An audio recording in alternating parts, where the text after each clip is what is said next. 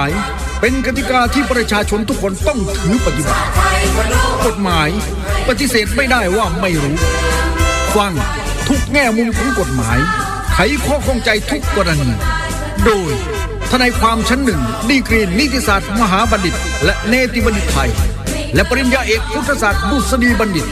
ดร.ภพธรแก้วขันในรายการหน้าที่พลเมืองดำเนินรายการโดยสายันสุริยสกุลพงศ์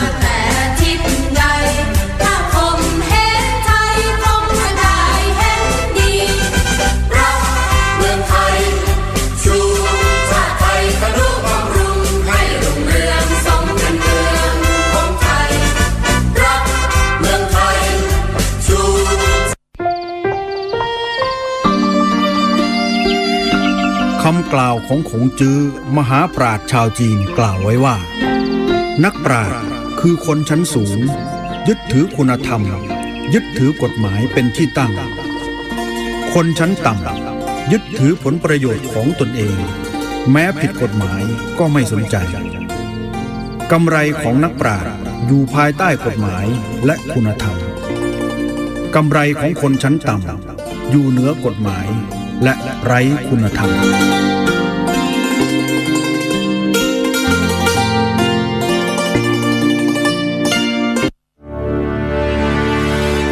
ทนายน้อยดร.ภพธรแก้วขันการศึกษานิติศาสตร์บัณฑิตนิติศาสตร์มหาบัณฑิตเนติบัณฑิตไทยพุทธศาสตร์ดุษฎีบัณฑิตเป็นทนายความตั้งแต่ปี 2531 จนถึงปัจจุบันทนายน้อยดร.ภพธรแก้วขันปัจจุบันเป็นประธานอาสาสมัครไกล่เกลี่ยข้อพิพาทในชุมชนจังหวัดขอนแก่นของกระทรวงยุติธรรมเป็นอาจารย์พิเศษมหาวิทยาลัยมหาจุฬาลงกรณราชวิทยาลัยวิทยาเขตขอนแก่นอดีตสมาชิกสภาองค์การบริหารส่วนจังหวัดขอนแก่นอดีตสมาชิกสภาเทศบาลนครขอนแก่นอดีตเทศมนตรีเทศบาลนครขอนแก่นถ้าเป็นเรื่องกฎหมายไว้วางใจทนายน้อยดร.ภพธรแก้วขันติดต่อสำนักงานทนายความเลขที่621/4หมู่11ถนนมริวันตำบลบ้านเป็ดอำเภอเมืองจังหวัดขอนแก่นโทร0816707235สวัสดีครับท่านผู้ฟังที่เคารพครับพบกับรายการหน้าที่พลเมืองโดยดร.ภพธรแก้วขันและกระผมสายันสุริยสกุลพงศ์กันเช่นเคยทางสถานีวิทยุกระจายเสียงแห่งประเทศไทยจังหวัดขอนแก่นแล้วก็มีท่านผู้ฟังได้ฟัง5วันด้วยกันสัปดาห์หนึ่งก็มีวันจันทร์อังคารพุธแล้วก็เสาร์อาทิตย์ซึ่งเรามีท่านผู้ฟังได้ฟังกัน3ระบบเลยทีเดียวครับทั้งระบบ AM ความถี่648กิโลเฮิรตซ์ระบบ FM ความถี่ 99.5 เมกะเฮิรตซ์ฟังได้ทั่วภาคอีสานครับแล้วก็วิทยุอินเทอร์เน็ตครับท่านผู้ฟังครับ www.radiokk.net ถ้าหากว่าท่านอยู่ต่างจังหวัดแล้วฟังไม่ชัดเจนก็ฟังวิทยุอินเทอร์เน็ตนะครับท่านผู้ฟังครับฟังทางโทรศัพท์ก็ยังได้เลยมีท่านผู้ฟังได้ฟังกันเวลา 10 โมงเช้าหลังข่าวต้นชั่วโมงมีปัญหาเรื่องข้อกฎหมายก็ติดต่อที่ท่านดร.ภพธรแก้วขันโดยตรงในบางเรื่องบางอย่างเราอาจจะนึกไม่ถึงนะครับว่ามันมีกฎหมายควบคุมมีกฎหมายดูแลอยู่นะครับเรื่องบางเรื่องอย่างเรื่องแม้แต่เรื่องครอบครัวก็ตามอย่างที่เรานำเสนอแม้ท่านผู้ฟังได้ฟังมาโดยตลอดเนี่ยนะครับว่าแม้แต่เหตุแห่งการหย่าร้างการทะเลาะเบาะแว้งกันในครอบครัวมันมีกฎหมายครอบคลุมเอาไว้นะครับว่ามันทำได้มากแค่ไหนปฏิบัติได้มากแค่ไหนการหย่าร้างก็เช่นกันซึ่งเรานำเสนอให้ท่านผู้ฟังได้ฟังมา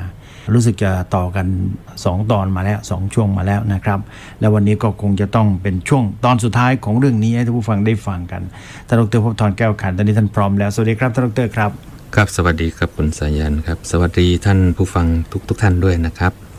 ท่านดร.ครับเรารู้สึกน่าจะเป็นประมาณสัก2ตอนนี่แหละที่ผ่านมาเนี่ยครับเรานำเสนอเรื่องของเหตุแห่งการฟ้องหย่าใช่ครับให้ท่านผู้ฟังได้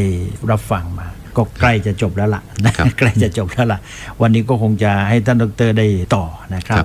เหตุแห่งการฟ้องหย่ามันมีหลายเหตุอย่างที่เรานำเสนอมาแล้ววันนี้จะต่อเรื่องอะไรครับเชิญเลยครับท่านดร.ครับเหตุแห่งการฟ้องหย่านี่บัญญัติไว้ในกฎหมายอยู่แล้วในมาตรา1516ซึ่งการจะฟ้องหย่ากันนี่จะต้องเข้าเหตุใดเหตุหนึ่งหรือหลายเหตุก็ได้เราจะไปคิดเหตุอื่นๆเองไม่ได้นะครับเพราะว่าการสมรสกันนี่ทะเบียนสมรสนี่มันตลอดชีวิตเลยนะคุณสายันไม่มีแบบกำหนดเวลานะไม่มีชั่วคราวไม่มีชั่วคราวไม่มีเกษียณด้วยนะ ถ้าจดทะเบียนสมรสก็ต้องตายกันไปข้างหนึ่งนี่แหละ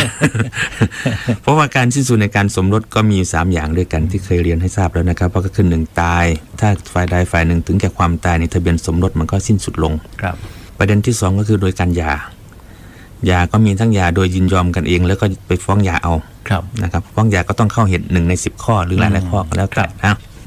ประเด็นที่3ที่จะหย่ากันได้ก็คือศาลพิพากษาให้เพิกถอนการสมรสคนละเรื่องกับการหย่านะการเพิกถอนการสมรสอย่างเช่นว่าไปถูกข่มขู่อย่างเงี้ยถูกฉุดตัวไป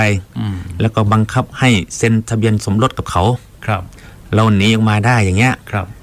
เราก็ไม่ใช่คู่ของเราอยู่แล้วเนี่ยบังคับให้เราไปจดทะเบียนสมรสกับเขา ครับ เราไม่พอใจเราก็ยื่นคำร้องต่อศาลขอให้เพิกถอนการสมรสที่เกิดจากการข่มขู่อย่างนี้ได้นะครับเรียกว่าการเพิกถอนการสมรส ไม่สมยอม เราไม่ได้ยินยอมกับเขาเนี่ย ครับ บังคับหนูเนี่ยนะครับ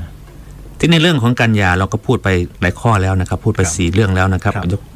ยกตัวอย่างทวนนิดนึงนะครับท่านผู้ฟังเหตุการฟ้องหย่าอันแรกก็คือมีบุคคลที่3มาพูดง่ายๆนะครับไปมีหญิงอื่นมีชายอื่นก็แล้วแต่นะเป็นเหตุให้การฟ้องหย่าได้ ครับ ประเด็นที่2ก็คือฝ่ายใดฝ่ายหนึ่งประพฤติชั่ว ครับ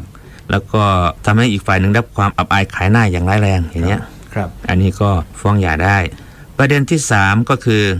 ทำร้ายร่างกายกันสามีหรือภรรยาทำร้ายหรือทรมานร่างกายหรือจิตใจ หรือหมิ่นประมาทเหยียดหยามฝ่ายหนึ่งหรือบุปการีของฝ่ายหนึ่ง ครับ ด่าเมียไม่พอด่าพ่อตาแม่ยายด้วยก็ไม่ได้นะ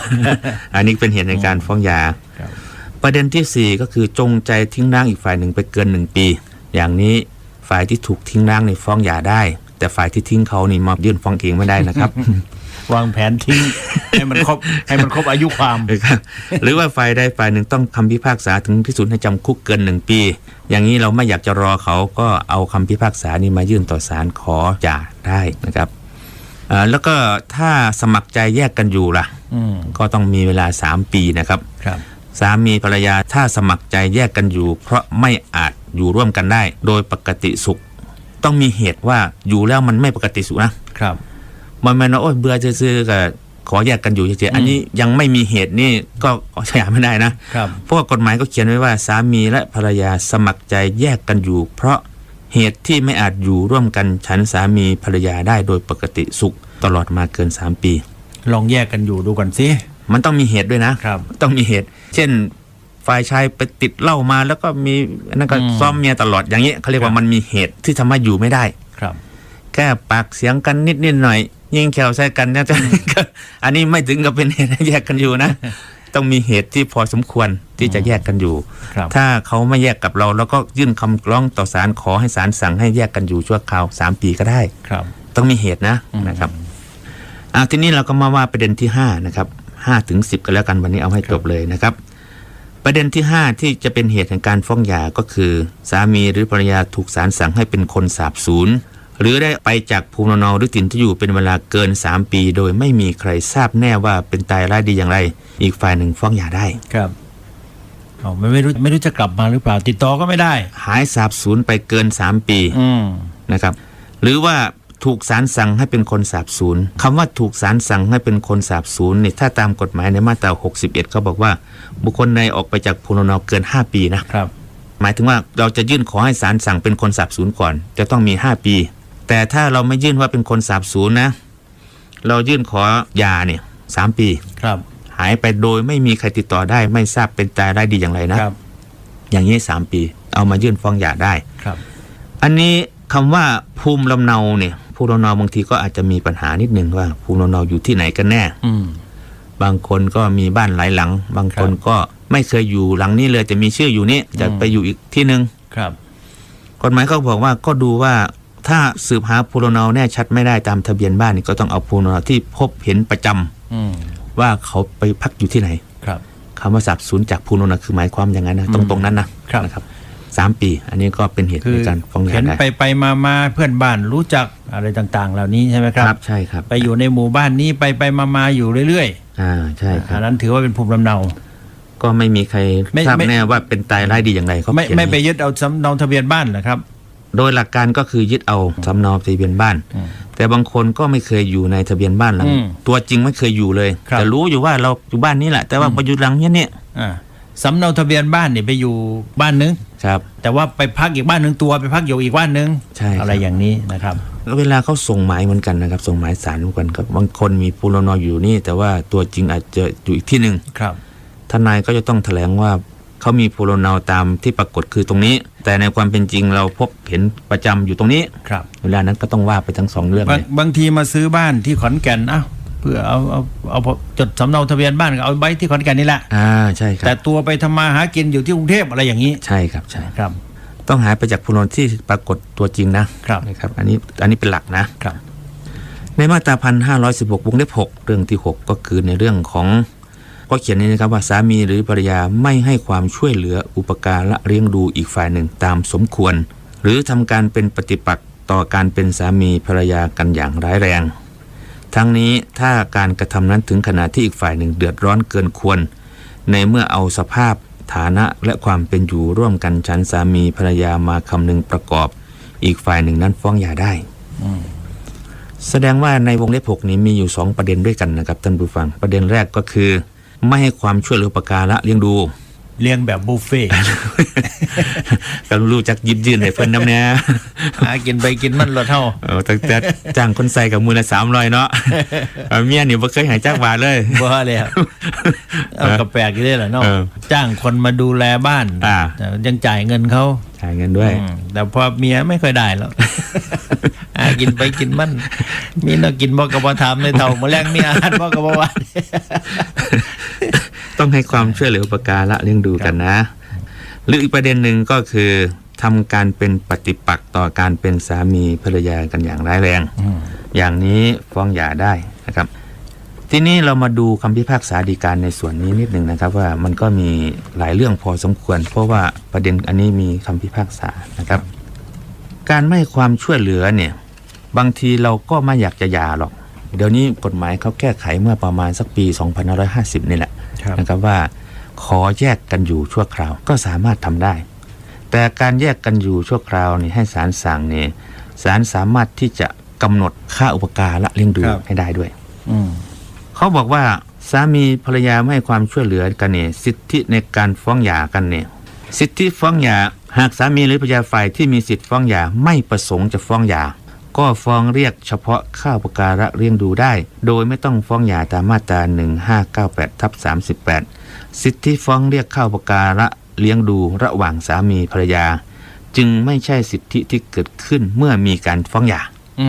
ก็แปลว่ามันแยกออกได้นี่นะ คำพิพากษาฎีกานี่ปี 52 แยกออกจากกันได้ ทะเบียนข่อยก็จดกับเราอยู่แต่เราบ่ให้ข่อยจักเที่ยบ่ส่งบ่เสียลูกเต้าก็มีแต่ข่อยหาเฮ็ดเอง เครียดหลาย เครียด แต่ว่าก็ว่าอยากหยาหรอก อืม ว่าอยากหยาขอแยกกันอยู่ซะให้ศาลสั่งแล้วก็ขอค่าอุปการะเลี้ยงดู ครับ ให้ศาลสั่งให้ซะคอยขอเดือนละจัก 3,000 ซะ ครับ ส่งข่อยสิอยู่กับลูกหรอก แต่ว่าบ่หยา ยาดอกเพราะงั้นมรดกมันมีหลายเติบอยู่ อันนี้ก็ได้นะ เอา ค ไว้ รับ จะให้ลูกได้มรดกกัน ครับ 5ยาแล้วมันจะมีปัญหา แต่ถ้าฟ้องหย่าเลยเนี่ยฟ้องหย่าเลยเนี่ยจะสามารถแบ่งสินสมรสได้ด้วย แล้วก็ขอค่าอุปการะเลี้ยงดูได้ ครับ ถ้าเราไม่ใช่เป็นฝ่ายผิดนะ ครับ อันนี้ก็คือกฎหมายที่เขาเพิ่มเติมเข้ามาใหม่ ห้างเทียเราก็ดีอยู่ บางทีก็คิด ห้างเที คิ ย ด เรา ไปคิดมากก็โอ้ คุมดีคุมร้ายอยู่ ว่าบ่ยาดอกใครก็ฮักเราอยู่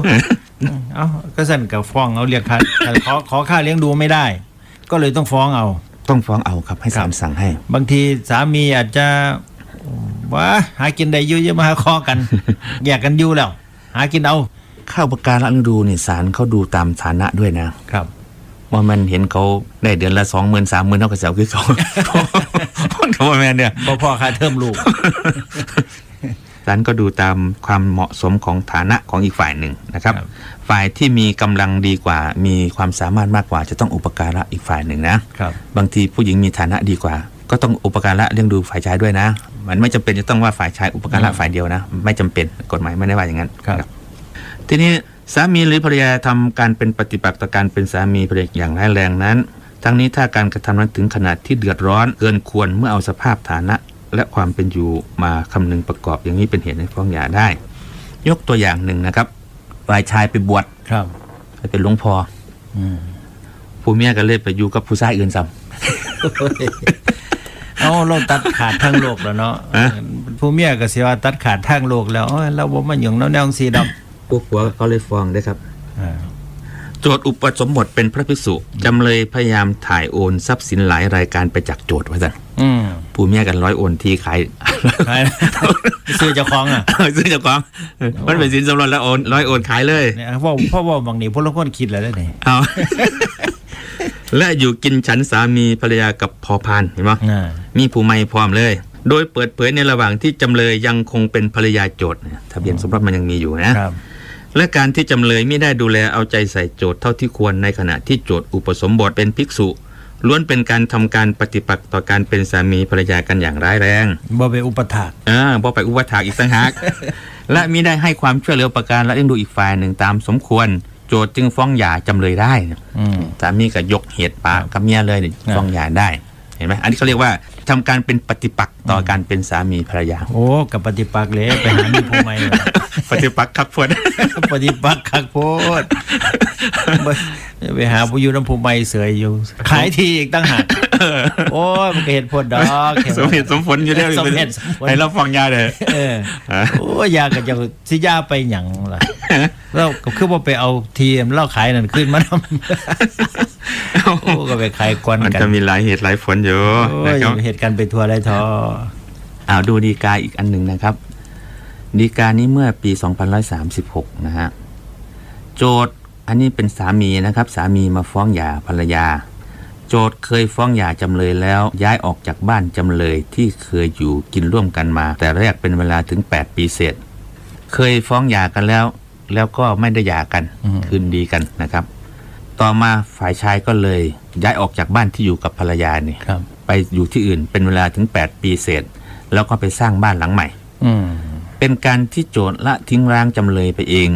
หากโจทย์ประสงค์จะคืนดีกับจำเลยก็ชอบที่จะกลับไปอยู่กับจำเลยที่บ้านจำเลยแต่โจทย์กลับตั้งเงื่อนไขให้จำเลยย้ายไปอยู่กับโจทย์ที่บ้านโจทย์ซึ่งทั้งสองฝ่ายไม่เคยอยู่ร่วมกันมาก่อนย่อมเป็นการไม่ชอบ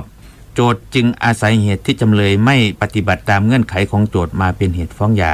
โดยอ้างว่าจำเลยเป็นปฏิปักษ์ต่อการเป็นสามีภรรยานั้นไม่ได้โจทย์ไม่มีสิทธิ์ฟ้องหย่าจำเลยเพิ่นนี้ออกไป8ปีแล้วโอ้ยมันเกินตะปนันก็เกินล้นแล้ว8ปีแล้วเพิ่นก็เลยไปสร้างเฮียนใหม่ก็เลยชวนเมียไปอยู่นำเมียพูด8ปีที่แล้วเนี่ยเพิ่นบ่ไปอยู่นำเพิ่นก็เลยยื่นฟ้องศาลเลยบอกว่าผู้เมียนี่ทำการเป็นปฏิปักษ์ต่อการเป็นสามีภรรยาว่าซั่นผู้เมียบอกเจ้าทีมข่อยเป็น8ปีแล้วข่อยบ่ฟ้องญาติเจ้ากับบุญแล้วตัวเจ้าสิมาฟ้องข่อยจังได๋ใช่ไหมล่ะไปเมียบอกฟ้าเจ้าที่ก่อนลืมเจ้าเราไป8ปีเราเดี๋ยวจะผู้ผัวพอใจเครียดให้เมียก็เลยฟ้องหย่าจะเอาเขาไปอยู่นำเพิ่นไปสร้างเฮือนหลังใหม่ทางผู้เมียเพิ่นอยากอยู่เฮือนโกเฮือนเข้าเจ้าก็บ่มาอยู่พี่ผัวก็บ่มาโอ้ยเพิ่นอ้างว่าจังได๋ล่ะอ้างว่าเมียบ่เชื่อเราไงเป็นปฏิปักษ์บ่เสือสามีพาใหญ่ไปก็บ่ไปนำบ่ไปเอาอยู่ในเฮือนโกเฮือนเขาบ่ไปล่ะอยู่เพิ่นเฮือนใหม่ซิดอกมันอาจจะหลังเล็กกว่าหลังนี้ก็ได้นะก็ไม่แน่เขาก็เลยไม่ไปถ้าไปสร้างที่ใหม่สามีไปสร้างที่ใหม่มันเป็นกรรมสิทธิ์ของสามีนะตรงนั้นน่ะไปหาสร้างเองซื้อเองสร้างเองใช่ไหมครับมันอาจจะอยู่ไกลอยู่อะไรอยู่ไกลกันดานอะไรประมาณนี้ไปนะครับเพิ่นก็ว่าโทษฝ่ายหญิงไม่ได้นะโทษเขาว่าได้อาจจะเป็นแผนเขาก็ได้น้ำกับว่ามีไฟกับว่ามีจะไปยังไงไก่ปนันลูกเรียนลูกกับว่าไก่ปนันมันเป็นเหตุหนึ่งที่จะหาทางอยากจะหย่าแต่ไม่ได้นะครับศาลไม่อนุญาตให้หย่ายกเป็นเหตุผลไม่ได้การไปร้องเรียนกันก็เหมือนกันนะครับโจทย์ให้ความสนิทสนมกับททหารโจทย์นี่เป็นฝ่ายชายมาฟ้องหย่ากับภรรยานะครับฝ่ายชายนี่สนิทสนมกับททหารซึ่งเป็นลูกน้องนะน้องในที่ทำงานเลขา โจทย์มากเกินกว่าผู้บังคับบัญชาทั่วไปที่พึงปฏิบัติไว้สั่นนั่นแหละเลขาประกอบกับการที่โจทย์จงใจแยกตัวไปอยู่ต่างหากจากครอบครัวย่อมมีเหตุผลเพียงพอที่จำเลยในฐานะภรรยาจะปักใจเชื่อว่าโจทย์และททหารมีความสัมพันธ์กันในเชิงชู้สาวสงสัยได้ผู้เมียผู้เมียก็เลยทำหนังสือเนี่ยการที่จำเลยมีหนังสือขอความเป็นธรรมไปยังผู้บังคับบัญชาของโจทย์โดยกล่าวถึงความสัมพันธ์ในทางชู้สาวระหว่างโจทย์กับททหารซึ่งจำเลยเชื่อว่ามีอยู่จริงไว้ด้วย จึงเป็นวิธีการที่จำเลยขวนขวายเพื่อขอความเป็นธรรมจากผู้บังคับบัญชาของโจทก์และเพื่อปกป้องสิทธิในครอบครัวของตนยังถือไม่ได้ว่าเป็นการกระทำที่เป็นปฏิปักษ์ต่อการเป็นสามีภรรยากันผู้เมียไปลองเรียนผู้บังคับบัญชาผู้ผัวฟ้องหย่าเลยเจ้ามาเห็นให้ข่อยเดือดร้อนตัวนี้เป็นปฏิปักษ์ต่อการเป็นสามีภรรยากันตัวเนี่ย ไปลองเรียนได้จากไหนเจ้าเห็นให้ข่อยยากตัวเนี่ยเจ้าเป็นปฏิปักษ์ต่อข่อยตัวเนี่ยผู้เมียก็บอกว่าเอ้าข่อยก็สงสัยมาโดนแล้วเด้อข่อยก็บ่อยากเสียท้องทอหัวบ่เสียผัวให้ไผได้เนี่ยข่อยก็ทำหน้าที่ของภรรยาเต็มที่แล้วนี่ปกป้องสามีข่อยเนี่ยอันนี้ไม่ใช่เหตุผลที่ฝ่ายชายจะมาฟ้องหย่าได้นะครับผู้ชายเฮ็ดจังซี่ก็ได้อยู่ได้เนาะดูอีกดีกาหนึ่งก็ได้นะครับดีกานี้ให้อภัยกันหรือเปล่าโจทก์ถอนฟ้องในคดีก่อนที่โจทก์ฟ้องหย่าจำเลยเป็นเพราะจำเลยตกลงเงื่อนไขกับโจทก์เอาไว้อันนี้โจทก์ก็คือภรรยานะภรรยาเคยฟ้องสามีนะครับแล้วก็ถอนฟ้องไปโดยตกลงเงื่อนไขไว้เมื่อจำเลยไม่ปฏิบัติตามเงื่อนไขยังอยู่กินฉันสามีภรรยากับหญิงอื่นจนกระทั่งปัจจุบันจึงไม่ใช่กรณีที่โจทก์ให้อภัยจำเลยการกระทำของจำเลยถือได้ว่าเป็นปฏิปักษ์ต่อการเป็นสามีภรรยากันอย่างร้ายแรงเป็นเหตุฟ้องหย่าได้คดีนี้เมียจับได้แล้วเมียจับได้ว่าไปมีหญิงอื่นฟ้องหย่าแล้วก็เลยไปทำยอมกันคืนดีกันเมียใจอ่อนคือลักษณะของสามีอาจจะมาเจรจาเจ้าอย่าฟ้องข่อยท้อกลับคืนมาอยู่น้ำเจ้าก็ได้ดอกครับตัดสินใจถอนแล้วใจอ่อนเอ้าบ่ฟ้องกับบ่ฟ้องเจ้าอย่าเฮ็ดอีกเด้อเจ้าอย่าเฮ็ดอีกเด้อก็ถอนฟ้องซะอ้าวตกลงกันทีนี้ไปอีกบ่ฟังไปอีกผู้ผัวบอกว่าข่อยบ่ได้ไปกับผู้เก่าเลยเนี่ยเจ้าให้อภัยก็บ่ได้ผิดเงื่อนไขเดี๋ยวข่อยบ่ได้ผ่านคนเก่าได้น่ะเจ้าฟ้องข่อยน่ะอันนั้นมันผู้เก่าอันนี้ข่อยเศร้ากับเราแล้วนั่นเลิกแล้วเศร้าแล้วอันนี้ผู้ใหม่ได้นี่โอ้ยจะมายุ่งจังไหนเนี่ยถือว่าให้อภัยแล้วว่าซั่นเพิ่นว่าคือขี้ดื้อแต่ว่าอย่างนี้ไม่ได้นะครับถือว่าเป็นเหตุร้ายแรงที่เป็นปฏิปักษ์นะภรรยาฟ้องหย่าได้ลองทำดูสิขี้ดื้อโพดปะศรีถนนชัยข้างพูดดอกสมมาเป็นลูกหลานพ่อใหญ่ศรีถนนชัยให้อภัยกันแล้วเด้อครับให้อภัยกันแล้วเอาเจ้าให้อภัยข่อยแล้วจนต้องถอนฟ้องพุ่นแล้วเจ้าสิมาฟ้องก็อยู่จังได๋เนี่ยมันโนแมนได้เนี่ยให้อภัยกันแล้วอ่ะไม่ใช่มันคนละคนปรากฏว่ามันยังมีเหตุอยู่ไงเหตุที่เป็นปฏิปักษ์มันยังปรากฏอยู่ตลอดฐานว่างี้นะก็สามารถฟ้องหย่าได้ถึงแม้เคยให้อภัยกันไปแล้วแต่มันเป็นคนละตอนแล้วมันตอนใหม่แล้วแสดงว่าพฤติกรรมเล่าเป็นเช่นนั้นเองมันเศร้าผู้นี้แล้วสิไปไกลไปไหมทางเราต้องเดี๋ยวขออนุญาตพักครู่เดียวครับท่านผู้ฟังครับดร.ครับเดี๋ยวกลับมาครับทนายน้อยดร.ภพธรแก้วขันการศึกษานิติศาสตร์บัณฑิตนิติศาสตร์มหาบัณฑิตเนติบัณฑิตไทยพุทธศาสตร์ดุษฎีบัณฑิตเป็นทนายความตั้งแต่ปี 2531 จนถึงปัจจุบันทนายน้อยดร.ภพธรแก้วขันปัจจุบันเป็นประธานอาสาสมัครไกล่เกลี่ยข้อพิพาทในชุมชนจังหวัดขอนแก่นของกระทรวงยุติธรรมเป็นอาจารย์พิเศษมหาวิทยาลัยมหาจุฬาลงกรณราชวิทยาลัยวิทยาเขตขอนแก่นอดีตสมาชิกสภาองค์การบริหารส่วนจังหวัดขอนแก่นอดีตสมาชิกสภาเทศบาลนครขอนแก่นอดีตเทศมนตรีเทศบาลนครขอนแก่นถ้าเป็นเรื่องกฎหมายไว้วางใจทนายน้อยดร.ภพธรแก้วขันติดต่อสำนักงานทนายความเลขที่621/4หมู่11ถนนมริวันตำบลบ้านเป็ดอำเภอเมืองจังหวัดขอนแก่นโทร0816707235นะครับท่านผู้ฟังครับ0816707235เป็นหลังรายการที่เรานำเสนอแล้วนะครับช่วงหลังรายการหรือก่อนหน้านั้นหรือวันไหนก็ได้ที่ไม่ใช่เวลาที่ดำเนินรายการมาฟังดูต่อไปครับท่านผู้ฟังการกระทำที่เป็นปฏิปักษ์ต่อการเป็นสามีภรรยากันอีกประเด็นหนึ่งคล้ายๆกันนะครับก็คือจำเลยคนนี้ก็มีหนังสือร้องเรียนต่อผู้บังคับบัญชาของโจทก์เหมือนกันอันนี้ก็สวดมาฟ้องเหมือนกันปรากฏโจทก์ซึ่งเป็นสามีเนี่ยไปเรียนปริญญาโท ก็สงสัยจะมีเหตุอันควรสงสัย ไปเรียนปอโทได้ อ เป็นนักศึกษาปอโทได้มา แม่นครับแม่น ดีกรีเริ่มแข็งแรงขึ้นแล้ว ผัวเมียก็เลยทำหนังสือร้องเรียนต่อผู้บังคับบัญชาของโจทย์แล้วก็ร้องเรียนไปที่อาจารย์ผู้สอนในระดับปริญญาโทด้วย ในเรื่องความประพฤติของโจทย์ของสามีแหละนะครับ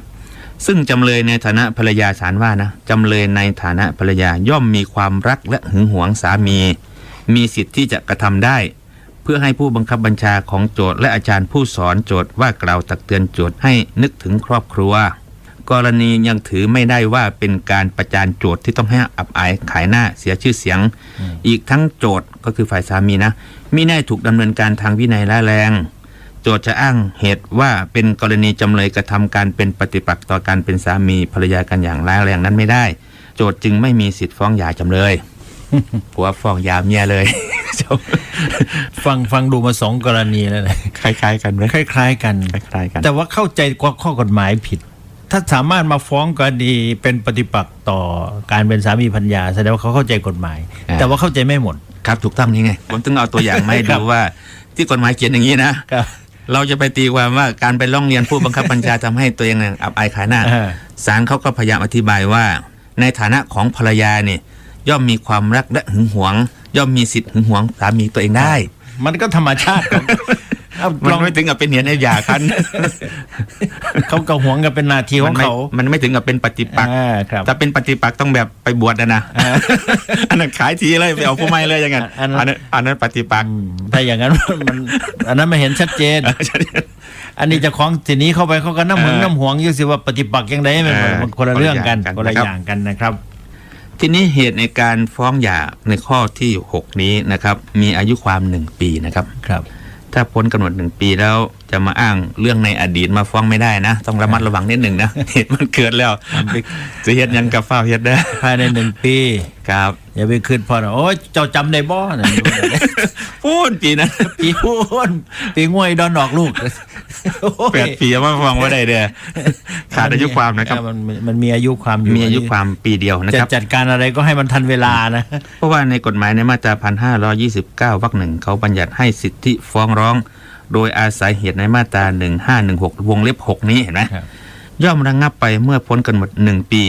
นับแต่วันผู้กล่าวอ้างรู้หรือควรรู้ความจริงซึ่งตนอาจยกขึ้นกล่าวอ้างเห็นไหมเขาเขียนไว้ชัดเจนแล้ว ครับ นะครับต้องระมัดระวังนิดหนึ่งนะทีนี้เราก็มาดูประเด็นต่อมาเลยนะครับในวงเล็บที่ 7 ครับ เหตุในการฟ้องหย่าวงเล็บที่ 7เขาบอกว่า สามีหรือภรรยาวิกลจริตตลอดมาเกิน3 ปี และความวิกลจริตนั้นมีลักษณะยากจะหายได้ กับทั้งความวิกลจริตถึงขนาดที่จะทนอยู่ร่วมกันฉันสามีภรรยาต่อไปไม่ได้อีกฝ่ายหนึ่งฟ้องหย่าได้ เราเป็นบ้าที วิกลจริตนี่แปลว่าต้องเป็นบ้าเนี่ย เป็นบ้าเนี่ย การประสาทอ่อนๆหลงหนาหลงหลังอันนี้ยังเลยครับ ขี่ลืมบ่แมนได้จะไปหาวัน เข่าบ้าก็ลืมธรรมดาเลย ขี่ลืมกินเข่าไว้แล้วเป็นบ้าจนบ่แมนเด้ ยังไม่วิกลจริตนะอย่างนี้ เรากินเข่าแล้วว่าเราลืมเราเท่าเด้ ต้องเวลา3 ปีด้วยนะเพิ่งเป็นปีแรกต้องรักษากันก่อนนะเพราะว่ากฎหมายก็กำหนดว่าต้องเกิน3 ปีสามีหรือภรรยาวิกลจริตตลอดมาเกิน3 ปีเป็น1 ปีแล้วก็การหายไป3 เดือน แล้วก็มาเป็นใหม่อีกอันนี้นับใหม่นะครับเพราะว่าเขาบอกว่าต่อเนื่องกันมานะตลอดมาเกิน3 ปีครับต้องเป็นยังไงล่ะได้ผูกโซ่ไว้นี่ก็ มันต้องประเภทผูกโซ่ไว้ ได้ผูกโซ่ไว้ว่าสันแล้วสิไปกัดผู้อื่นอันนั้นหนักแต่ว่าเกิน3 ปีครับทีนี้การฟ้องหย่าตรงนี้เนื่องจากว่าอีกฝ่ายหนึ่งนี่เป็นคนวิกลจริตกฎหมายเขาก็เลยบอกว่ากรณีฟ้องหย่าแบบนี้นะครับอีกฝ่ายหนึ่งจะต้องให้ค่าเลี้ยงชีพเมื่อมีเหตุหย่าตามวงเล็บ 7 นี้ต้องให้เรากินน้ำต้องส่งเสียเลี้ยงดูให้ค่าเลี้ยงชีพให้ค่าเลี้ยงชีพนี่กฎหมายก็บอกว่าไปเรื่อยๆตลอดไปจนกว่าอีกฝ่ายที่ได้รับค่าเลี้ยงชีพนั้นจะได้มีการสมรสใหม่โอ้ยเราจะไปสมรสจังได๋เราเป็นบ้าเอาเรื่องเทียเราขึ้นดิ เราเศร้าดิโอ้คันถึงการเกิน3 ปีแต่โอกาสเข้ายากเด้อว่าแน่เด้ครับ โอ้ยสมมุติว่าหย่ากันแล้วใช่ไหม3 ปีปั๊บยื่นคำร้องต่อศาลขอหย่าอีกฝ่ายหนึ่งก็จ่ายค่าเลี้ยงชีพทุกเดือนไปครับเกิดเขาหายล่ะ ในเมื่อมันหย่ากันไปแล้วกับคนแรกไง เกิดเขาหายแล้วเขาไม่อยากจะอยู่กับเราแล้วเป็นบ้าย้อนเจ้านี่ละเขาไปเอาผู้ใหม่เลยถ้าเป็นอย่างนั้นก็ต้องงดให้แล้วงดให้อันนี้กฎหมายก็บอกว่าอย่างเงี้ยต้องงดให้ค่าเลี้ยงชีพต้องงดค่าเลี้ยงชีพนะครับกฎหมายว่าอย่างนี้เลยโอ้มันเอาขึ้นกับซิโบเลียทอเก่าแล้วนะเราขึ้นเป็นบ้าก็ไม่แน่มันใช่ไหมเราอาจจะดูแลรักษาเขาไม่ดีไปที่อื่นเขาอาจจะดูแลดีเนาะอาจจะมีหมอพิเศษใช่มีจิตแพทย์มีอะไรมาดูแลรักษาอาจจะหายได้ใช่ครับใช่ถือว่าถ้ามันหายได้ก็ถือว่าก็เราก็ไม่ต้องจ่ายค่าเลี้ยงชีพอีกไม่ต้องจ่ายค่าเลี้ยงชีพครับงดค่าอาหารทีนี้ประเด็นต่อมาวงเล็บ8นะครับในมาตรา1516วงเล็บ8สามีหรือภรรยาผิดทันบนที่ทำไว้เป็นหนังสือในเรื่องความประพฤติอีกฝ่ายหนึ่งฟ้องหย่าได้ผิดทันบนอันนี้ล่ะ มีเยอะนะผิดทันบนมีทันบนกันอยู่ด้วยเนาะทันบนอันนี้เป็นหนังสือนะทันบนวาจาไม่ได้นะเพราะว่ากฎหมายว่าเป็นหนังสือนะเจ้าเส้นซื้อเรียบร้อยแล้วเนี่ยทันบนนี้อาจจะทำก่อนสมรสหรือหลังสมรสก็ได้ก่อนที่จะจดทะเบียนสมรสกันนี่ทำทันบนมึงรู้นี่เป็นยังไงเนี่ยก่อนที่จะจดทะเบียนสมรสครับหรือในระหว่างสมรสก็ได้หลังจากสมรสแล้วก็ได้ทันบนเป็นหนังสือแต่ทันบนเป็นหนังสือนี่ถ้าเป็นเรื่องเล็กๆน้อยๆศาลอาจจะไม่วินิจฉัยให้ทันบนนี่ต้องเป็นเรื่องร้ายแรงเกี่ยวกับความประพฤติด้วยนะความประพฤติเสื่อมเสียทั้งหลายเนี่ยสามารถทำทันบนได้เจ้าเขียนบอกว่าเจ้าแต่งงานกับข่อยแล้วห้ามเลี้ยวเบิ่งผู้หญิงอื่นตลอดชีวิตโอ้ยอันนี้มันเกินไป อันนี้มันเกินไปโอ้ก็สิได้ปากันแต่มือแรกคือละโอ้ก็สิได้ปากันแต่มือแรกไปเลยข่อยผิดกับว่าให้ข่อยทึกความผิดอยู่กับเจ้าผู้เดียวโอ้ยกับโพดเด้อถึงว่าจังภรรยาทำผิดข้อหนึ่งภรรยาไม่มีทางทำผิดข้อสองหากภรรยาทำผิดให้ไปดูข้อหนึ่งมันก็ไม่ไหวเลยเนาะภรรยาคือผู้ไม่มีความผิดโอ้ยประกาศกันคักโพดห้ามเลี้ยวเบิ่งผู้หญิงนี่ก็นักพ้นเลยมาดูตัวอย่างนะครับมันมีตัวอย่างอยู่2แบบด้วยกันที่น่าสนใจมากเลยนะครับการทำทันบนนี้นะครับทำทันบนเอาไว้ว่าสามีภรรยาต่างฝ่ายต่างจะไม่นำบุตรหรือญาติเข้ามาอยู่ในบ้านที่สามีซื้อเป็นเรือนหออย่างนี้ถ้าผิดทันบนอย่างนี้หย่าได้ไหมโอ้ยแนวนี้มันแนวคุณธรรมเลยเนาะจริยธรรมได้ศีลธรรมได้นี่กฎหมายยอมไหมล่ะครับอย่างนั้นนะฎีกาที่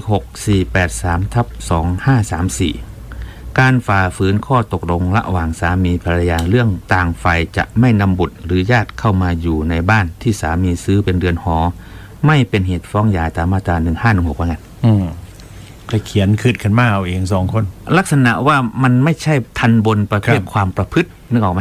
อันนี้มันเป็นเรื่องแบบทั่วๆไปอ่ะครับมันไม่ใช่ประพฤติผิดไม่ใช่อันนี้มันก็ไม่ผิดนะเอาเขาก็สิมาอยู่น้ำเทละข้าวนึงญาติพี่น้องนะไม่ใช่สิโอ้ยสิได้มาป้ากันย้อนญาติพี่น้องเท่ากับฉันว่ามันไม่ใช่พี่น้องเมียก็สิมาได้พี่น้องผัวมาบ่ได้บ่ไหวเลยเนาะพี่น้องเมียพี่น้องเมียมาได้เขียนท่านบนแบบนี้ไม่พี่น้องเมียบ่ผิดอันนี้ศาลบอกว่าอันนี้ไม่ใช่เหตุของฟ้องหย่านะแต่ถ้าดูอีกฎีกานี้นะครับอันนี้ฎีกาที่2553/2526นะครับก่อนจดทะเบียนสมรสโจทย์จำเลยทำสัญญากันว่าฝ่ายภรรยาจะไม่ประพฤติตัวให้ผิดจารีตประเพณีและอยู่กินปรนนิบัติในฐานะเป็นสามีภรรยากินอยู่ร่วมกันตลอดไปและจะไม่ประพฤติปฏิบัตินอกใจสามีอีกต่อไปเมื่อฝ่ายหนึ่งฝ่ายใดกระทำผิดพลาดเงื่อนไขดังกล่าวยินยอมให้ปรับเป็นเงิน 50,000 บาทอันนี้เขียนทันบนกันไว้แบบนี้นะคอยสิบ่นอกใจเจ้าอีกแล้ว50,000 บาทก็บ่แพงเลยถ้านอกใจให้ปรับ 50,000 ดังนี้เห็นไหมสัญญาดังกล่าวเป็นสัญญาอย่างหนึ่งมีลักษณะเป็นทันบนในเรื่องความประพฤติของภรรยาตามมาตรา1516วงเล็บ8อันนี้แสดงว่าภรรยาเคยนอกใจนะเนี่ยเคยนอกใจแล้วก็เลยทำทันบนเอาไว้สามีแล้วทำทันบนเป็นหนังสือไว้ว่าจะบ่ประพฤติอีกกันผิดพลาดเงื่อนไขให้ปรับ 50,000 โอ้เราใจดีได้เนี่ยผู้ชายใจดีได้ปรับ 50,000 จึงเป็นเหตุให้สามีฟ้องหย่าได้หากผิดทันบนที่ทำกันเป็นหนังสือในเรื่องความประพฤติเห็นไหมและไม่เป็นการฝ่าฝืนศีลธรรมอันดีหรือจำกัดสิทธิเสรีภาพในส่วนบุคคลภรรยาเขาต่อสู้ว่าจำกัดสิทธิส่วนบุคคลไว้สั่นเขาว่าให้ข่อยไม่สู้ บ่ให้ไปเล่นบ้าไม่จำกัดสิทธิ์ตัวนี่ เขาอ้างวางสันเนี่ย โอ้ย ศาลบอกว่ามันไม่ใช่เป็นการจำกัดสิทธิผมก็สูงตัวแนวเนี่ยผมเนี่ย ว่ามันก็ซ้ำถอนที่แล้วตัวนี่ซ้ำถอนนั่นตัวนี่โอ้ยอันนั้นผู้เก่าได้ล่ะอันนี้ผู้ใหม่ตัวนี่โอ้ไข่กันเลย ไม่เป็นการจำกัดสิทธิส่วนบุคคล ไม่มีวัตถุประสงค์ที่เป็นการต้องห้ามชัดแจ้งโดยกฎหมายใดๆอีกทั้งมิได้เป็นการขัดขวางต่อความสงบเรียบร้อยหรือศีลธรรมดีของประชาชนคือสัญญาทันบนอันนี้ไม่เป็นการขัดต่อความสงบเรียบร้อยของประชาชนต่อมาโจทก์และจำเลยได้จดทะเบียนสมรสก็ได้ยอมรับสัญญาฉบับนี้ให้มีผลผูกพันระหว่างกันได้สัญญาฉบับนี้จึงมีผลใช้บังคับได้ตามกฎหมายไม่เป็นโมฆะฟ้องหย่าได้โดยอ้างทันบนไว้นี้นะ โอ้ยเราไปจำกัดสิทธิหามไว้เรามีสู่บ่ได้ โอ้ยกันตั้งกันสิจำกัดสิทธิขสันผู้ใช้ก็สิคือกันแล้วเห็นแม่นบ่ คุณสายันเคยถูกทันบนอะไรมั่งหรือเปล่า เพราะว่าผมไม่มีทันบน ผมเป็นคนดี ผมไม่ทำทันบนอันนั้นมันจะเป็นการเสี่ยง เนาะ อย่าไปทำทันบนเป็นหนังสือนะครับ อย่าไปผูกเชือกเอาเชือกของไปผูกไว้ลักจังสั้น มันเป็นเหตุ มันเป็นเหตุแนวได้ก็ค่อยบอกค่อยจากันไปเหตุคักพนันนะ การประพฤติผิดทันบนนั้นหากการผิดทันบนมีสาเหตุมาจากการกระทำของอีกฝ่ายจะถือว่าประพฤติผิดทันบนอันนี้ก็ไม่ได้นะยอดเจ้าได้ข่อยจังเป็นจังซี่เลยยกตัวอย่างเช่นฎีกานี้เมื่อปี38นะครับหลังจากทำทันบนแล้วโจทก์ยังมีความสัมพันธ์ฉันชู้สาวกับหญิงอื่นจำเลยจึงดุด่าและทำร้ายโจทก์การกระทำของจำเลยมีสาเหตุมาจากการกระทำของโจทก์จึงยังไม่ถือว่าเป็นการประพฤติผิดทันบนที่ได้ให้ไว้อันจะเป็นเหตุฟ้องหย่าได้ตามมาตรา156วงเล็บ8อันนี้ผู้เมียทำบนกับผู้ผัวไว้ว่าต่อไปข่อยสิบ่ให้เจ้าบ่ทุบตีเจ้าจะบ่เป็นคนก้าวร้าวบ่เขียนเจ้าดอกก็สิบ่เขียนเจ้าอยู่แล้ว ทำบนเป็นหนังสือกับสามีไว้เรียบร้อยแล้วสามีก็ได้ไปอีกคือเก่าเนี่ยจำได้ว่าเนี่ยเนียนเลยว่าเนี่ยหันหลังมาแก้ผ้าออกแซ่เขียนพูดว่าเขาเลยฟ้องยาเมียผู้เมียนี่เจ้าผิดท่านบนกับข่อยได้นี่เจ้าทำท่านบนเป็นหนังสือกับข่อยไว้เลยว่าเจ้าสิบ่ปากไล่เจ้าสิบ่ด่าข่อยเจ้าสิบ่เขียนข่อยเด้อผิดท่านบนเด้อหาว่าเมียผิดท่านบนเด้อเอาไม่มีเหตุจริงๆนะเนี่ยฎีกาเนี่ยฎีกาที่5161/2538เนี่ยผู้ผัวฟ้องยาอ้างว่าเมียผิดทันบนอันนี้ไม่ได้เพราะว่าศาลเขาก็บอกว่าการประพฤติผิดทันบนเนี่ยหากผิดทันบนมันมีสาเหตุจากอีกฝ่ายนึงเจ้าของไปเฮ็ดให้มันผิด เขากันต้องโทษกันถูกแล้วผู้ผัวก็บอกว่าข่อยก็จะบ่ประพฤติผิดเจ้าก็อย่าประพฤติผิดเจ้าอย่าเขียนข่อยก็สิบ่ไปอีกเจ้าก็ไปคือเก่าจังซั่นไปคือเก่าก็บ่ข่อยก็เขียนแล้วบัดนี้เขียนก็สิว่าฟ้องต้องประพฤติทันบนน่ะใช่ครับในทันบนว่าสิบ่เขียนสิบ่เขียนแต่ไปอีกก็เขียนอีกแสดงว่าเราผิดสัญญาใช่ครับใช่มันก็ผิดย้อนเจ้าของแล้วมันเจ้าของครับอ้างมาฟ้องเมียบ่ได้เด้ออันนี้เป็นฎีกานะครับปนุษย์ครับเป็นเรื่องเป็นราวนะจะคิดว่ามันไม่มีนะ มันมีความหลากหลายนะในโลกเราเนี่ยมันเป็นคดีแปลกๆเหมือนกันประเด็นต่อมานะครับข้อที่9ในมาตราที่1516วงเล็บ9นะครับสามีหรือภรรยาเป็นโรคติดต่ออย่างร้ายแรงอันอาจเป็นภัยแก่อีกฝ่ายหนึ่งและโรคมีลักษณะเรื้อรังไม่มีทางที่จะหายได้อีกฝ่ายหนึ่งนั้นฟ้องหย่าได้อันนี้ก็คล้ายๆกับวิกลจริตคู่สมรสอีกฝ่ายหนึ่งก็จะต้องออกค่าเลี้ยงชีพให้แก่อีกฝ่ายหนึ่งด้วยเป็นโรคที่ไม่มีทางหายได้ครับอยู่นำกับว่าใดดอกเอาอย่างเช่นเป็นโรคเอดส์อย่างเงี้ยจะอยู่ไหมล่ะกล้าอยู่ไหมเป็นโรคเอดส์ห้อยกระบอกกาแล้วถ้าอยู่เขาก็ไม่ได้ว่านะแต่ถ้าจะไม่อยู่ก็ได้เขาก็ไม่ได้ว่าอะไรแต่ว่าถ้าจะไม่อยู่ก็เป็นเหตุที่จริงถ้าอยู่ร่วมกันมาส่วนมากโรคเอดส์มันจะเกิดถ้าผู้ชายเนี่ยเนาะมันขี้ดื้อก็ไม่แน่พอรู้ว่าเป็นโรคที่มันร้ายแรงครับสิบ่ปัวกันบ่ขอยาก็ได้ขอหย่าได้มันปัวบ่เศร้าไหมเนาะถ้าจะไม่หย่ามันก็ขอแยกกันอยู่ไงขอแยกกันอยู่แต่ว่าลักษณะแบบนี้กฎหมายเขาบอกว่าเป็นโรคติดต่อร้ายแรงอันอาจเป็นภัยกับอีกฝ่ายหนึ่งนะครับอันนี้มันเป็นภัยบางอย่างมันไม่ติดต่อก็ไม่เป็นไรครับอย่างเช่นเป็นกากเป็นเกลื่อนติดไหมเนี่ยมันรู้นะร้ายแรงไหมมันก็ไม่ร้ายแรงเนาะครับไม่ร้ายแรงเป็นวัณโรคมันรักษาหายอยู่อันเนี้ยเป็นวัณโรควัณโรคเดี๋ยวนี้เขาก็รักษาหายแล้วอย่างเงี้ยก็แปลว่าไม่ร้ายแรงอย่างเงี้ยจะอ้างมาขอหย่าไม่ได้ครับถ้าวิกลจริตก็อีกช่องนึงคนละอนุมาตรากันนะครับอันนั้นอนุมาตรา7อันนี้อนุมาตรา9 ทีนี้กฎหมายก็บอกว่าคู่สมรสอีกฝ่ายก็ต้องออกค่าเลี้ยงชีพให้แก่ฝ่ายที่เป็นโรคติดต่อนั้นโดยคำนวณค่าเลี้ยงชีพอนุโลมตามมาตรา 1526 เช่นเดียวกันกับคนวิกลจริตนะและสิทธิรับค่าเลี้ยงชีพย่อมหมดไปเมื่อฝ่ายที่รับค่าเลี้ยงชีพสมรสใหม่เช่นกัน ค่าเลี้ยงดูกรณีที่เป็นโรคติดต่อร้ายแรงไม่สามารถอยู่ร่วมกันได้นี่ก็เป็นจะเข้าในลักษณะที่ว่าไม่สามารถอยู่กินฉันสามีภรรยาได้ ครับ ไม่สามารถที่จะร่วมประเวณีได้เอาง่ายตรงๆไม่กล้าร่วมประเวณีเข้าไปใกล้ก็ไม่ได้เป็นโรคติดต่ออะไรอย่างนี้ใช่ไหมครับ ไม่จำเป็นต้องร่วมประเวณีก็ได้ ถ้ามันเป็นโรคติดต่อที่อันตราย ครับ ใช่ไห โร ม ค ครับ ติดต่อที่อันตรายนี่ทุกโรคนะ ก็มันไม่สามารถอยู่ร่วมกันฉันสามีภรรยาได้เนาะ ใช่ ถ้ามันเป็นโรคติดต่อก็อยู่ไม่ได้นะมันก็ โรค เสี่ย ร้ายแรงบางอย่างมันไม่ติดต่อเช่นมะเร็งอย่างเงี้ย อ่า แล้วมะเร็งไม่ติดต่อ มะเร็งไม่ติดต่อ อันนี้แปลมาอ้างว่าฟ้องหย่าเมียไม่ได้นะ มันเล่นกับพัวกันดิ เฟือกันได้ เบาหวานอย่างเงี้ยมันไม่ติดต่อก็อยู่ด้วยกันได้ อันนี้อ้างเหตุผลตัวนี้ไม่ได้นะครับ ครับ ทีนี้ประเด็นสุดท้ายในมาตรา 1516 วงเล็บ 10 สามีหรือภรรยามีสภาพแห่งกายทำให้สามีหรือภรรยานั้นไม่อาจร่วมประเวณีได้ตลอดการอีกฝ่ายหนึ่งฟ้องหย่าได้คนละอย่างกับโรคติดต่อนะคุณสายัน แอลขาดจังสิ แอลขาด เหลือแต่ทั้งทึ่งจังสิ ใช่ครับ สามีหรือภรรยามีสภาพแห่งกายทำให้สามีหรือภรรยาไม่อาจร่วมประเวณีได้ตลอดการมันต้องตลอดการนะคุณสายันบางวันใช้กันได้บางวันใช้กันไม่ได้ อันนี้ฟ้องหย่าไม่ได้นะ ไม่กันสิเอาแต่ใจพอดอก อย่างเช่นประสบอุบัติเหตุอย่างเงี้ยต้องตัดทิ้งไปเลยเร็วๆเนี้ถูกงูฉกใช่ไหม ครับ ถูกงูงับขาดไปเลยอย่างเงี้ยอย่างนี้เป็นเหตุในการฟ้องหย่าได้แต่ว่าฝ่ายที่กระทำให้เกิดเหตุอย่างนี้จะมาฟ้องหย่าไม่ได้เป็นคนตัดให้เป็ดเองใช่ มันจะมาฟ้องหย่าไม่ได้ ไม่ได้ เจ้าเป็นผู้สมัครใจเลย เจ้าเป็นต้นเหตุ เจ้าเป็นต้นเหตุเจ้าสมัครใจตัดมันเทียมเลย เจ้าตั้งใจ เจ้าสิมาฟ้องหย่าข่อยบ่ได้ จะมาฟ้องหย่าจังใดเลย บ่เป็นงูกัดบ่เป็ดกัดเองไหม นี่ต้องเป็นเหตุถ้าต้นเหตุมาจากคู่สมรสที่ทำเองเนี่ยครับก็ฝ่ายนั้นจะมาฟ้องหย่าไม่ได้อ้างเหตุนี้ไม่ได้ครับอย่างที่เราพูดกันมาตลอดแต่มันเป็นอุบัติเหตุเป็นเลยทั่วไปอย่างเงี้ยอันนี้ได้นะครับอีกฝ่ายหนึ่งฟ้องหย่าได้